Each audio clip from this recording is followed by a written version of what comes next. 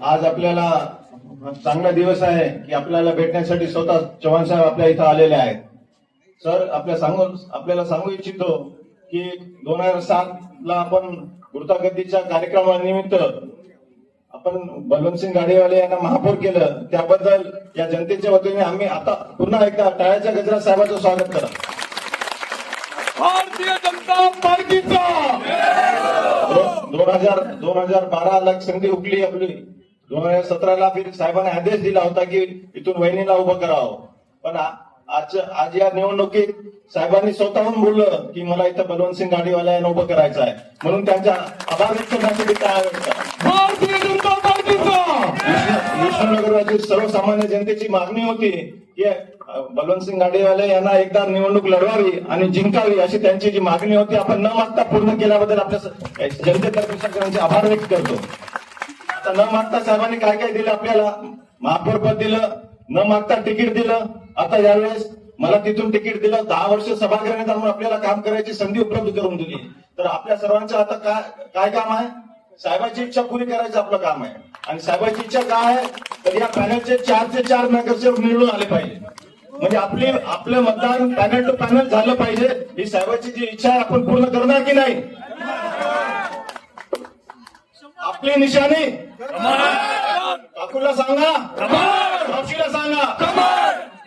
15 तारखेला फक्त आपण कमळ या निशाणीचे बटन दाबा. उमेदवार कोण आहे हा 2 विषय आहे. आपल्याला अशोकरावजी चव्हाण साहेबांना इथून 4चे 4 उमेदवार निवडून द्यायचे एवढी मी आपल्या समोर विनंती करतो आणि थांबतो. जय हिंद जय महाराष्ट्र. 9 मधील नवा मोंढा प्रभागामधील विष्णुनगरमध्ये होणाऱ्या सभेला आपले उमेदवार मंजुषा रानवळकर, किशोर स्वामी, सदिच्छा पाटील सोनी, बलवंतसिंग गाडीवाले, वीरेंद्रसिंग गाडीवाले प्रभाग क्रमांक 10 मधले उमेदवार.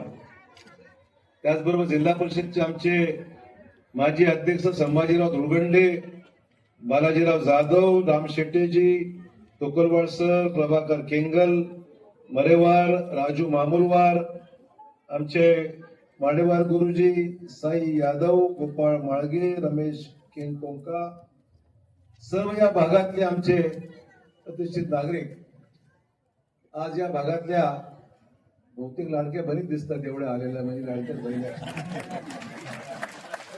सगळ्या लाडक्या बहिणी, तरुण सहकारी, खचाखच गर्दी. मी पाहतो इकडे बायका बसल्या, तिकडे बसल्या, गल्ली गोळात माणसं, बायका, खचाखच ही सभा आहे. ही सभा पाहिल्यानंतर भाजपचे माझे 4ही उमेदवार 100% तुम्ही निवडून द्या याच्याबद्दल माझ्या मनामध्ये तीळ मात्रही शंका नाही. भाजप का द्यायची.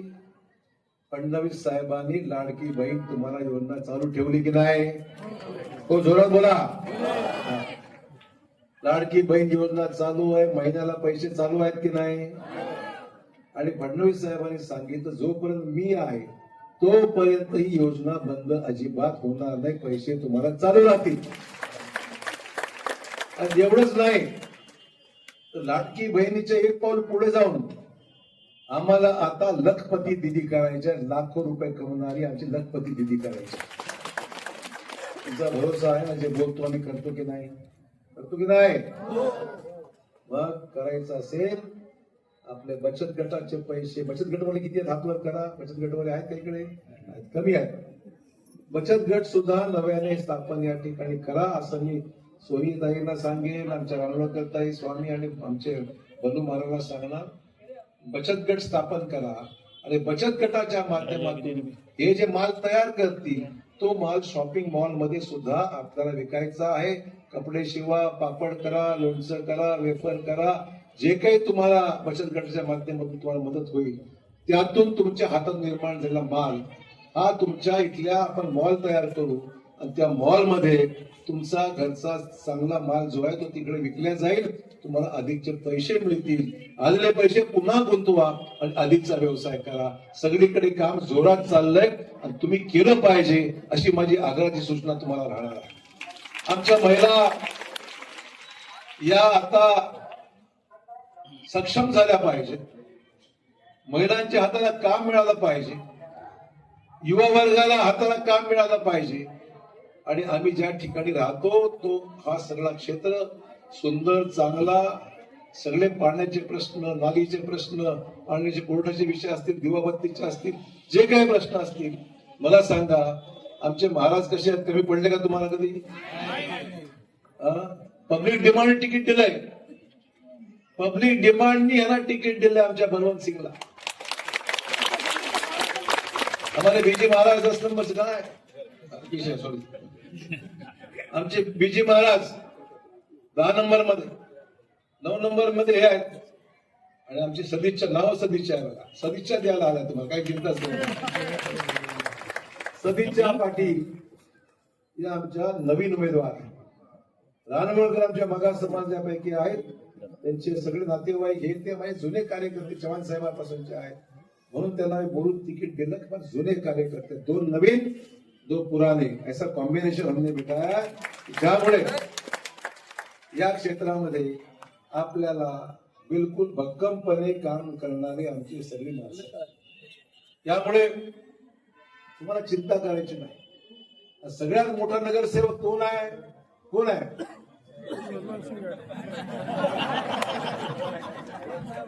तुमचा सेवक मीच आहे. हे तर माझे प्रतिनिधी आहे, हे काम करणार आणि हे जर काम नाही केलं त्यांचं काम मी पकडणार. त्यामुळे तुम्हाला चिंता कराय, मला सांगा इथल्या माणसाने मला काम करण्याची वेळच आणली, एवढं काम करत एक पाऊल पुढे असते. आमचे बलवंत सिंगजी स्वामी बीजी हे जुने अनुभवी महापालिकेचं सगळं प्रशासन सांभाळणारे जाणकार माणसं. योजना कुठली आणली पाहिजे, कशी आणली पाहिजे, काय काम केलं पाहिजे. तुम्ही इथे 18 पगड समाजाची माणसं आहेत, तुम्ही यांना निवडून देता कारण की हा कशासाठी काम करणारा माणूस. बरोबर आहे? बरोबर आहे की नाही? स्वामी काम करणारा. काय म्हणलं? हा, आणि मी काय केलं नाही. आमचे बीजी महाराज काम करणारा आदमी, और ये दोनों नए हैं, अभी फर्स्ट टाइम है, इनको भी टाइम देना है, कुछ छोड़ना नहीं अपने, इनको भी अपने को चुन के देना है. नहीं सदिच्छा आणि रानवळकर ताई दोन नवीन उमेदवार आहेत, 2 नवीन 2 जुने, आणि महापालिका सांभाळण्याकरता एक ताकद आहे यांची. यांना दिल्यावर बघा महापालिकेत चूक कोणी करत नाही, बिलकुल टाइट रहता है, कंट्रोल है, पार्टी पे कंट्रोल है, काम पे कंट्रोल है, आयुक्त पे कंट्रोल है, ऑफिसर पे कंट्रोल है. काम करून घेतात. काम कसं करून घ्यायचं ना माहिती आहे, तुम्हाला सांगायची गरज नाही. त्यामुळे ही सगळी माणसं आता आपल्याला भाजपाची ताकद वाढवायची. याची निशाणी काय? काय निशाणी आहे? मंत्री साहेब आमची निशाणी आम्हाला लक्षात येते. आता नवीन निशाणी आपली कमळ का फूल. आपल्याला आता कमळावरच बटन दाबायचं आहे, कमळाशिवाय दुसरीकडे कुठे जायचं नाही. आणि देशाचे पंतप्रधान मोदी साहेब आहेत, महाराष्ट्राचे मुख्यमंत्री देवेंद्र फडणवीस साहेब आहेत. ही सगळी सक्षम माणसं आहेत जी आपल्या महापालिका आपल्या ताब्यात आली, दिल्लीचा पैसा येईल, महाराष्ट्राचा पैसा येईल, गल्लीबोळातली कामं होतील, कारखानदारी वाढेल, हॉस्पिटल चांगले होतील, पिण्याच्या पाण्याचा प्रश्न मार्गी लागेल, शहर सुंदर शहर होईल, ट्रॅफिकचा प्रॉब्लेम मार्गी लागेल. सगळ्यात महत्वाचं म्हणजे तुमची सामाजिक सुरक्षा, त्रास कोणी देणार नाही ही गॅरंटी द्यायला मी या ठिकाणी आलेलो. तिथे कोणतरी मला सांगितलं यांनी काय झोपड्या वगैरे काढणार आहे. आप फिक्र मत करो, यहाँ की कोई दुर्ग झोपड़ी कोई निकाल नहीं सकता, फिक्र मत करो. मला झोपड्या काढणार नाही. अरे काल मुख्यमंत्री साहेब सांगून गेले, या शहरामध्ये सरकारी जागेवर जर कोणी माणसं बसली असतील तर त्यांच्या जागा सुद्धा एकही पैसा न घेता त्यांच्या नावावर आम्ही करून देऊ, हे मुख्यमंत्री साहेब सांगून गेले काल. कोई प्रॉब्लम नहीं है. 50 साल से आप रह रहे हैं, 40 साल से आप रह रहे हैं, जगह सरकार की है. प्रधानमंत्री योजना में आपको घर बनाने का है, ये घर बांधायचं असेल तर जगह आपके नाम पे चाहिए. इसलिए मुख्यमंत्री ने फैसला लिया जो भी सरकारी जमीन पे लोग बैठे हैं उनकी जगह उनके नाम पे कर देंगे ताकि प्रधानमंत्री आवास योजना के घर आप बांध सकते, त्यामुळे चिंता करू नका. कोई निकालेगा नहीं. प्रधानमंत्री आवास योजनेमध्ये तुम्हाला घर बांधता येईल आणि शहराच्या विकासाकरता सीएम म्हणाले की पैसे देऊ. अब दिल्ली में अपनी सरकार है, महाराष्ट्र में अपनी सरकार है, तो यहाँ क्यों अलग सोचना हमको. कुछ लोग घूम रहे बाहर, दूसरे पार्टी के उम्मीदवार नहीं, उनके पास आदमी नहीं, उम्मीदवार ने कुछ नहीं, तो फिर बोल रहे हमको नहीं उनको दे दो वोट. क्योंकि राष्ट्रीय नेता है कि तेरे बोलने पे इधर उधर वोट दो, हमारा वोट खराब क्यों करेंगे. शांत बसा प्लीज.